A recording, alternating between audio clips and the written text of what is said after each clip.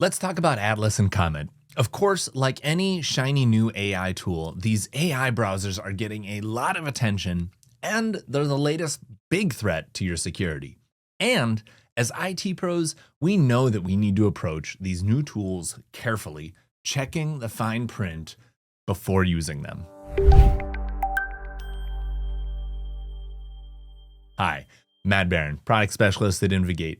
OpenAI and Perplexity are two AI companies that have gained popularity for their capabilities and innovation, and we need to understand that, like many AI tools, it collects and processes user data, including conversations and inputs that could potentially hold sensitive and proprietary information. And this goes for browsers too.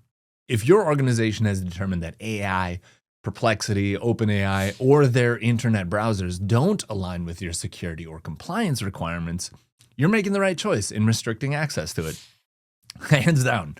The good news is that you can maintain control of your environment effectively using InvGate Asset Management.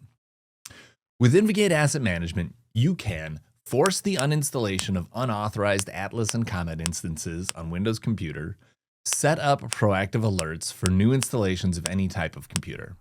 So let's see how to do that. First, we're going to find all machines running Comet or Atlas. So I'm going to find one. I know I have one machine specifically that is definitely running Comet because I installed it on this Windows 11 machine. And if I go to applications, I can see it right here. And if I go into the Comet summary, I can see that no one else has Comet installed, which is great because that's part of our policy is to not run on one of these things. So what I'm going to do is I'm going to create a smart tag to tag any machines that have this installed. And you can do this for any software that's unauthorized or banned. So for this, I go to settings and then I go to tags. I'm going to go to our unapproved software tag that already exists because it's already got a couple of things on here that I don't want people running, like Steam or Ollama to run LLMs locally. I'm going to add one more condition group here, and I'm going to say software name, and then contains, and then I'm going to say Comet here. Now, once I hit save, it takes a little bit of time, but it's going through and it's finding any asset that matches those specifics, and it's going to then tag them. And I can also set up notifications on this. So if I want to get an email anytime someone installs it, I can do that as well. And actually, you can see it right here already. It's already tagged as unapproved software. So at this point, if I needed to find all the computers that have unapproved software, I simply say tags is unapproved software, and it's going to show me all the machines that have Steam, Comet, or Ollama running on them, which 50 assets is a lot of assets to be running all that unapproved software. So this would be my checklist of items to go talk to Christian and Lola and Emma and Olivia. And I would export this out maybe as a CSV and carry this around while I'm fixing things. The second way to deal with this problem is to uninstall Comet automatically on your machines. So for this, you'll go to software and then to deployment.